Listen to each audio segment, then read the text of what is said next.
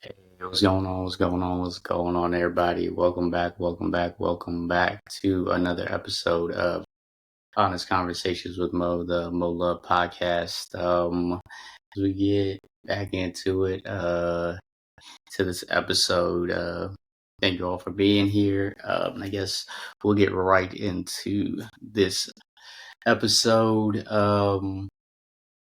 And for this episode, I kind of want to delve into, these kind of what I felt has been kind of the central themes of kind of uh my I guess my life in a way, and that's women, wealth, and wonder.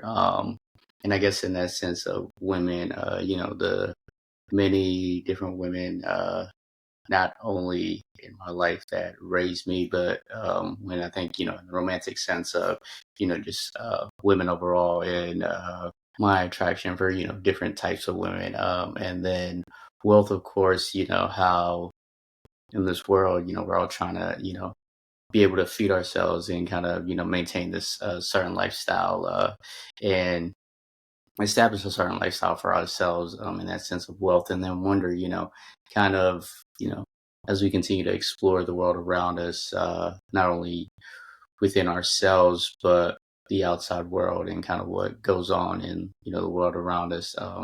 And as I kind of touch on these three topics, as I mentioned, it's always felt like central things for me, in the sense of where I think about, just the different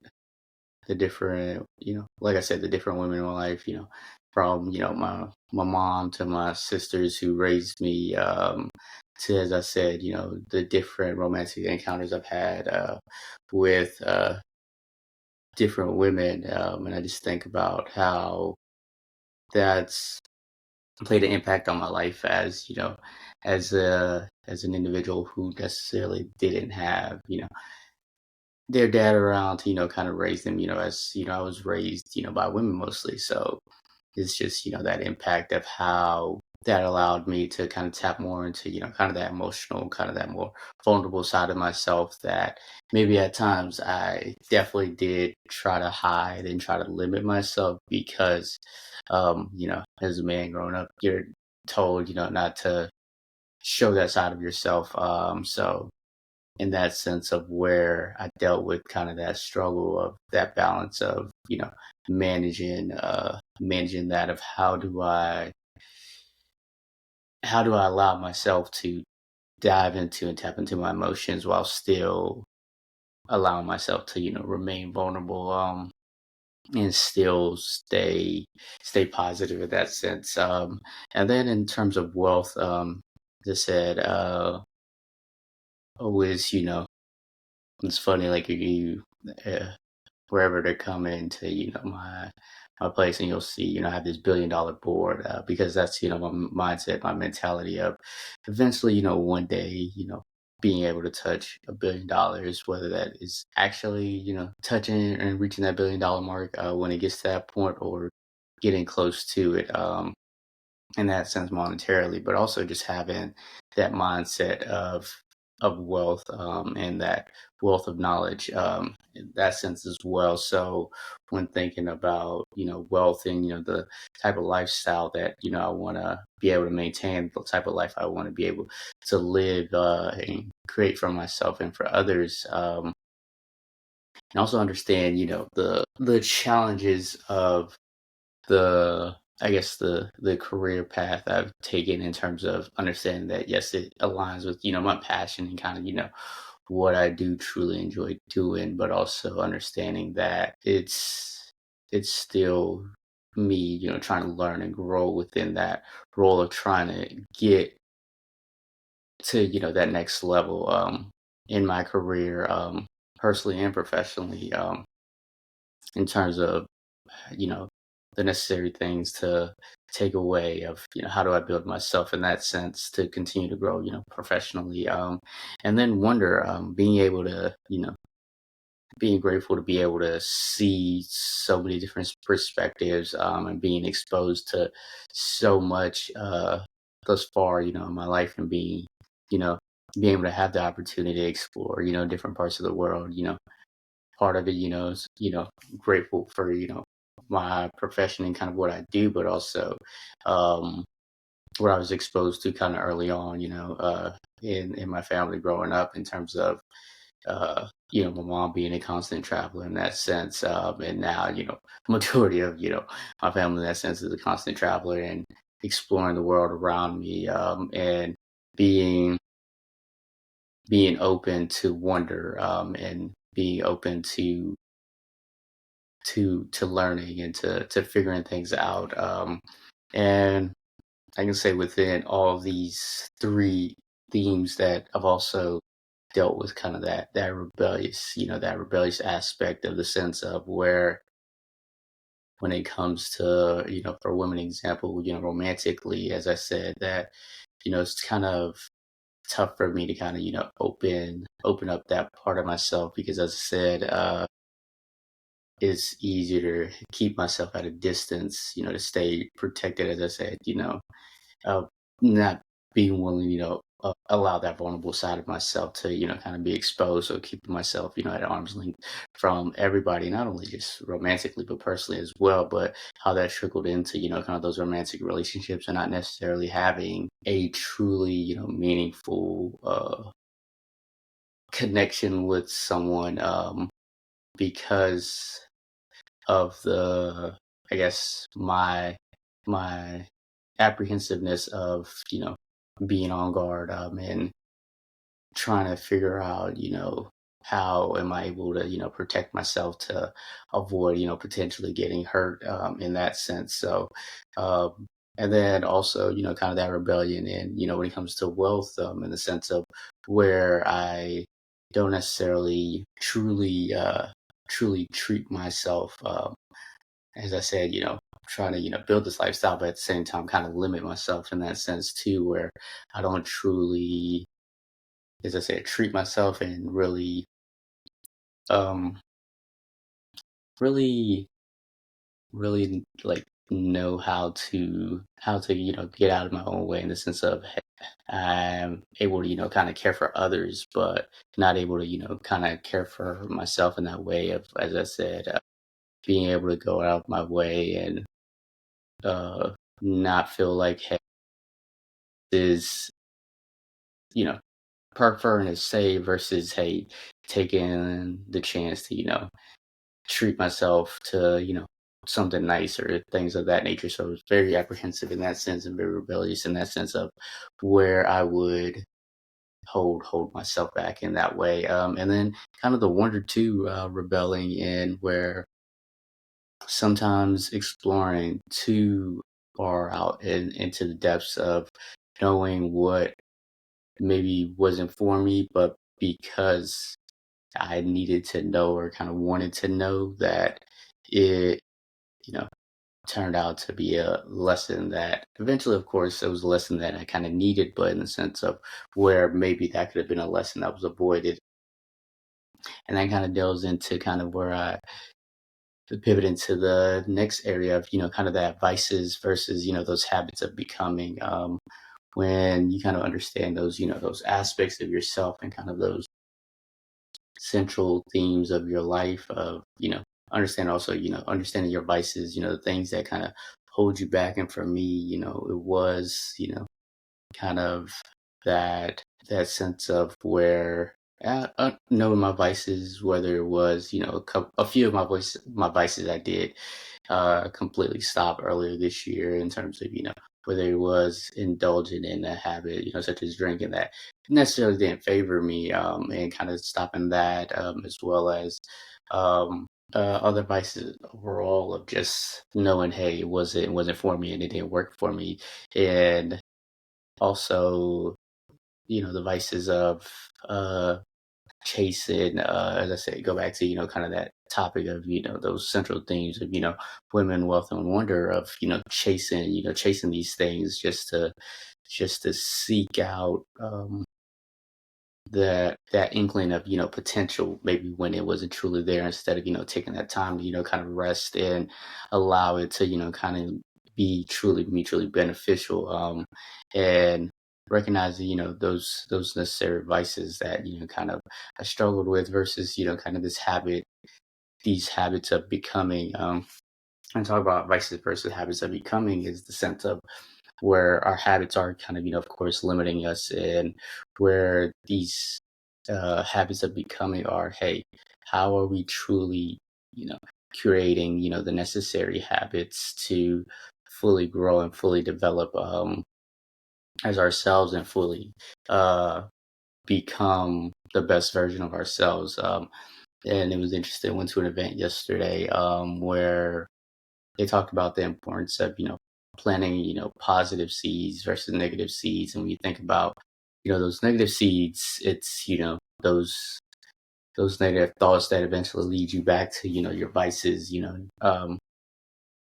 those negative thoughts, those negative habits that are limiting you and derailing you, versus those positive seeds are those seeds of becoming, that eventually you're truly growing into the ultimate version of yourself that you truly can recognize and you truly can see, where that also requires change, and it requires that, hey, shifting that mindset, where yeah, you can stop the negative habit, but how do you pivot that into kind of a positive habit?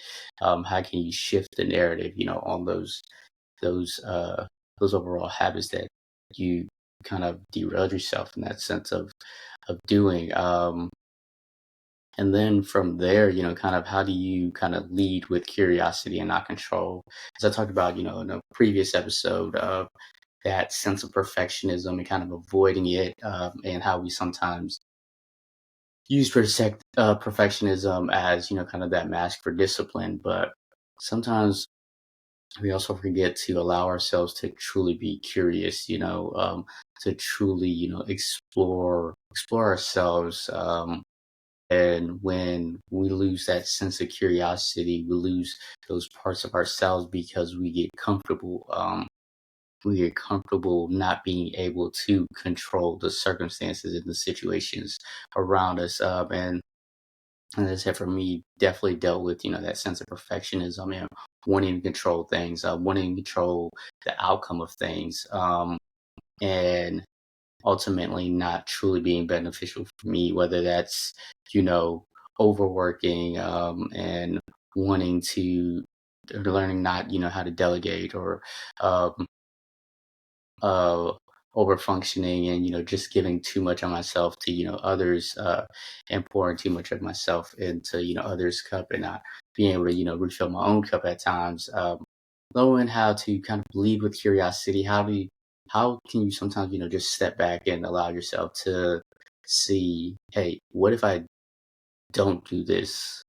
What was different? How does it change? And it may not, completely change, obviously, instantaneously, but yeah, obviously it'll require a bit of time. But how can you just, take that step back and be like, hey, all right, I'm, no longer gonna, kind of overfunction. I'm gonna allow myself to kind of, be a bit more of a leader, and, kind of, delegate a bit more, and, not feel like everything has to be, done my way, in the sense, whether, at work, or, in your personal relationship of, hey, if I can ensure that, this young lady's always, kind of in a great mood, that she's always, gonna be around, versus where sometimes, the hard times are necessary, of having, those fights or those difficult moments, uh, between you and, those people that you care about, whether it is romantically, personally, whether it's, how do you become comfortable with, confrontation? And that's that sense too. Sometimes when we are seeking control, we're oftentimes just avoiding, that confrontation, because I mean, it's hard to feel like, the world's against you and people's against you when you don't want it to be. So you try to, hold on so tightly that sometimes you got to let go of the reins and just see, what becomes, because ultimately, things are going to end. eventually it's just a matter of, hey, letting go and letting what's meant to come into fruition for you, come into light. Because those that honestly, will see your light and recognize your light will truly, come into your life for you. And those are the people that are meant for you overall. And then from there to kind of uh, wrap it up in the sense of leading with curiosity and not control is how do we get out of our own heads and allow ourselves to truly live in the world around us, in the sense of we're not dictating everything, and we're allowing ourselves to kind of go back to the point of being still and being able to say, hey, I can rest because I did as much as I can do, and I don't have to dictate every single thing, because that only is going to continue to make us better, learn more about ourselves, learn more about the other people around us, kind of going back to kind of that point of vices versus the habits of becoming. When you recognize what your vices are, when you recognize those positive habits you're creating, how do you truly stay within your boundaries? Like I said, I've stopped a few of my vices, and part of it staying uh and upholding my boundaries when it comes to those vices, because I admit sometimes in the past maybe I would have gave in based off the different scenario, or the expected kind of that external validation, that recognition, and when it comes to the habits of becoming, you kind of really truly begin to recognize your worthiness, and your worth. And sometimes I admit, a fault of my own is when it came to these themes, women, wealth, and wonder, that I would, value my worthiness on these different things, whether it was,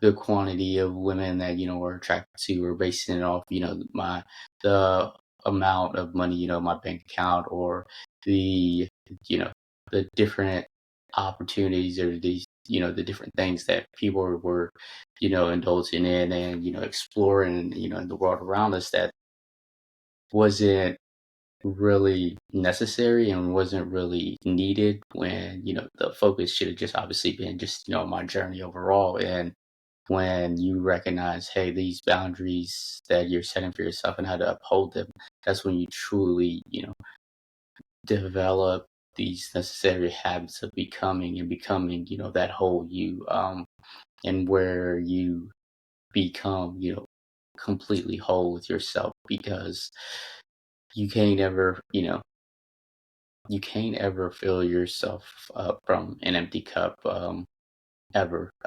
That's just factual. And your journey, as cliche as it is your journey, and it's not prevalent on what others think and how others view you. And especially this day and age where um, social media is so prevalent, that that we base our worthiness on these different metrics, when the metric should only be something that's obviously internal. What's your internal metric, and how do you you know managing those necessary metrics for yourself, and kind of the bars you raise for yourself, day in day out, of getting that 1% better and becoming a better version of yourself, um and truly truly growing, and truly recognizing what makes you great, and dive in deeper, kind of into your purpose, and deeper into making you whole overall. And then from there, I want to get into, of course, this weekend, actually today, is the start of the WNBA playoffs. Obviously, WNBA regular season just ended, and we can get into the playoffs. And our playoff bracket, of course, is the number one Minnesota Lynx versus the Valkyries. Of course, the Lynx won earlier today. Then we got the Phoenix Mercury versus the New York Liberty, and That's going to be a good matchup right there. I do like that as, kind of our first round matchup right there. It's going to be interesting to see, how Sabrina and Brianna and the rest of the crew play together against, of course, Alyssa, Satu, and that squad over there in Phoenix. Then we got Las Vegas Aces versus Seattle Storm. The red hot streaking 16 on a 16-game winning streak. Aces against the Seattle Storm. The, as I like to call it, the Jewel Lord Cup. In the rematch of Jewel Lord versus Sky Diggers, it'll be a fun battle. This is probably gonna be the most heated of the first round games that I see early on. And then, of course, I think currently going on right now is the Dream, Atlanta Dream versus the Indiana Fever. The Dream had an incredible season, finishing out as the 3 seed, and going up against, Indiana, who, shocked a lot of people, obviously, still led by Kelsey Mitchell without, the star, Caitlin Clark, of course, being out majority of the season and out for the rest of the season with that groin injury that she suffered earlier on. But they still, stayed headstrong and obviously made their way into the playoffs. Kelsey and Aaliyah, obviously against this Atlanta Dream team. But I'm gonna take the Dream in this series 2-1. Yeah, I'm gonna take the Dream 2-1. I think the Aces sweep the Storm. Mercury, Liberty. Well, we'll go back to Minnesota before we go to Mercury, Liberty for our picks of 4-5. But despite the incredible season Golden State Valkyries had, and eventually we'll get into kind of the WNBA award picks that I have, and probably the unanimous Coach of the Year for this season, Natalie Nakase, for the Valkyries, but then her leading this expansion franchise to their first ever playoffs and their first ever season. Obviously, an accomplishment all of its own. But I think the Lynx, walk them easily. They've got Nafisa back healthy. Their whole core is kind of built in with Tisha, coming off the bench. Courtney, Dejanay's finally getting her groove as she's, kind of really getting her foot in, since coming onto the team. So I think they easily, walk this Valkyries team.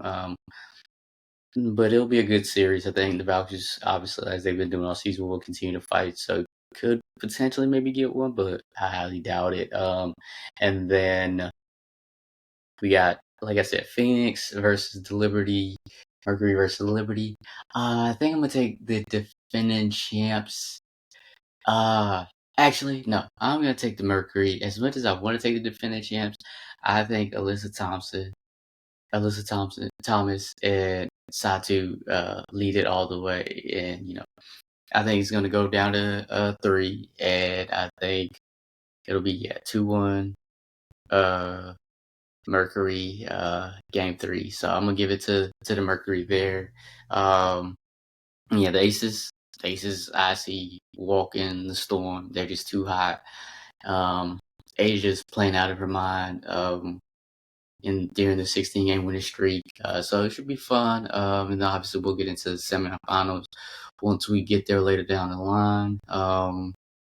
And then, like I said, get into my WNBA award picks. I know they announced Most Improved tomorrow, who obviously is going to be, I believe it should be Veronica Burton.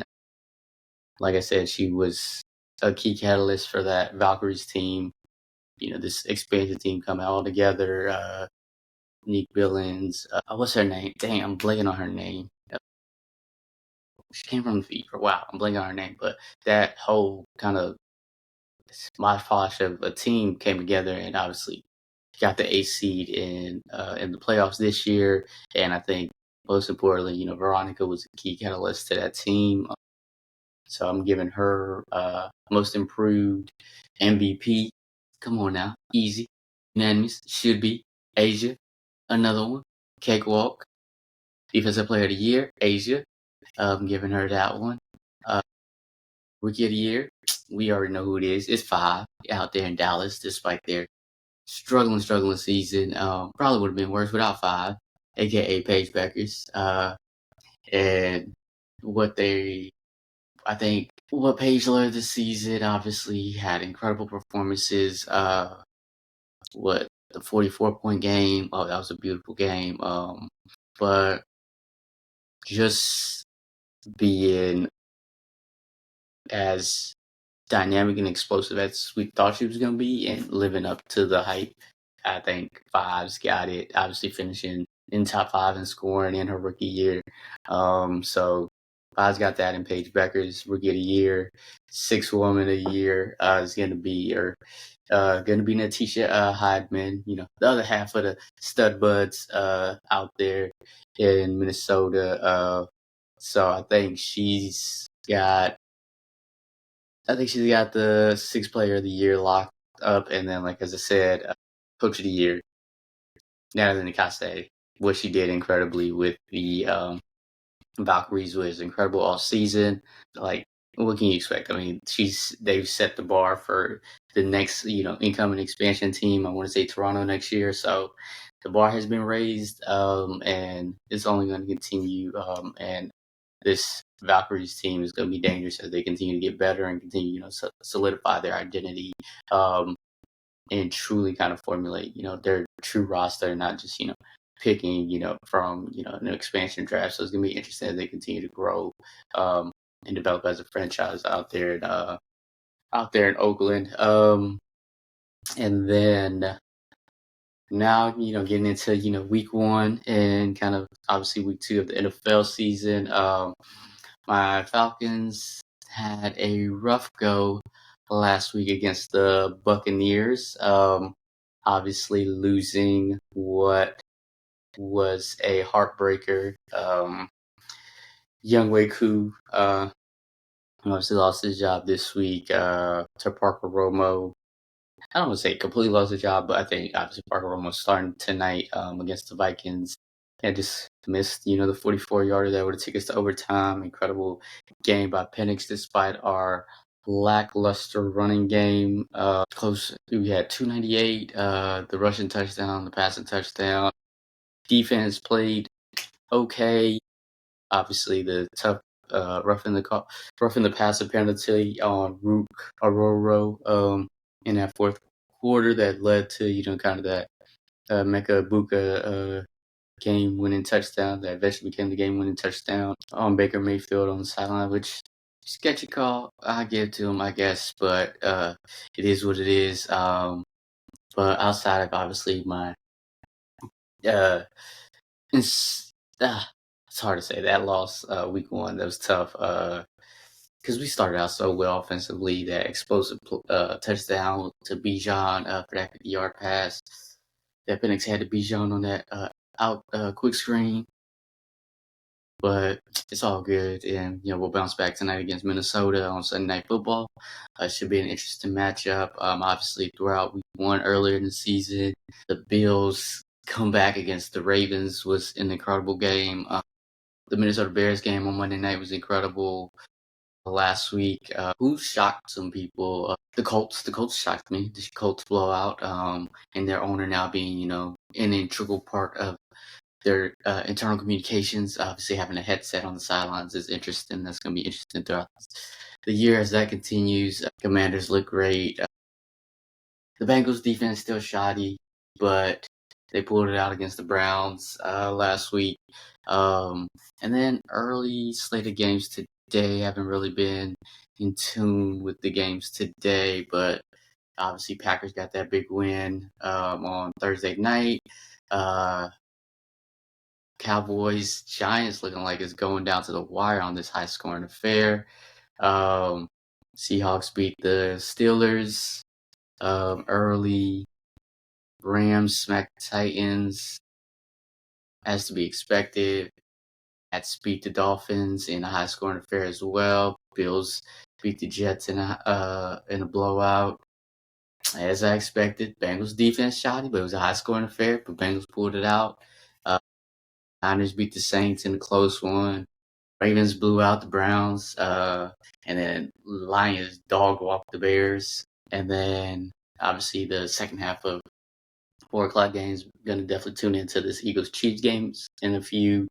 Uh, and Obviously Sunday night we got this our game tonight, and then for Monday night football, of course, we got 2 doubleheader games. We got the Bucks Texans and Chargers Raiders. But obviously, hopefully my Falcons, make it to 1-1.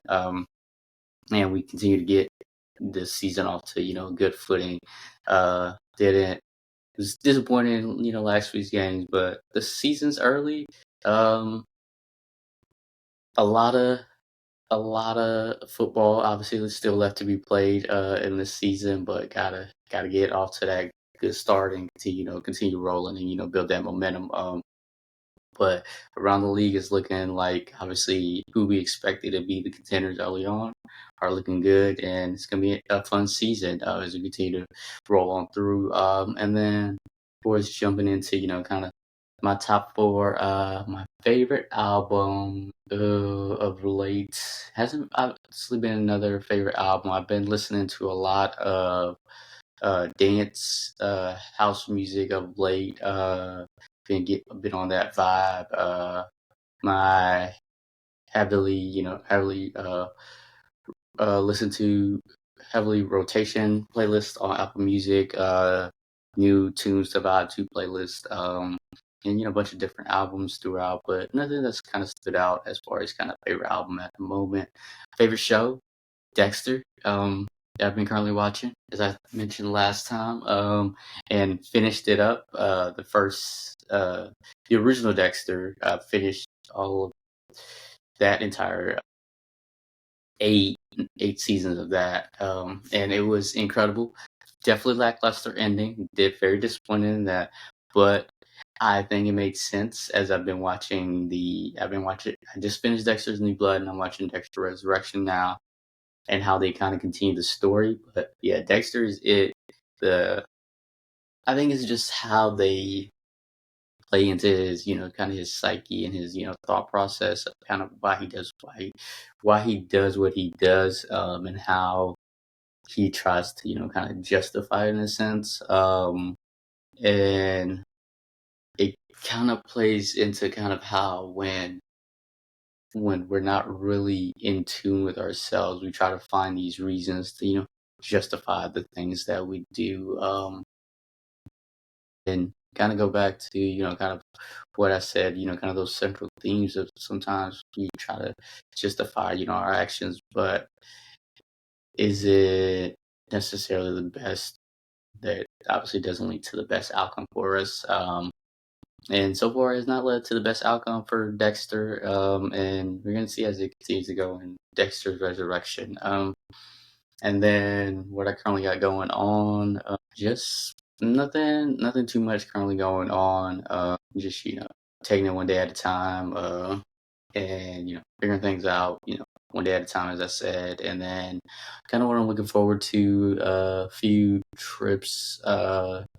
Work trips in October that down the pipeline, and then I'd say that's what I'm looking forward to. And then, of course, just as always, appreciate y'all for tuning in and listening to my ramblings. Like I said, thank you, for tuning in to another episode of Honest Conversations with Mo, the Mo Love podcast. And as always, until next time, peace.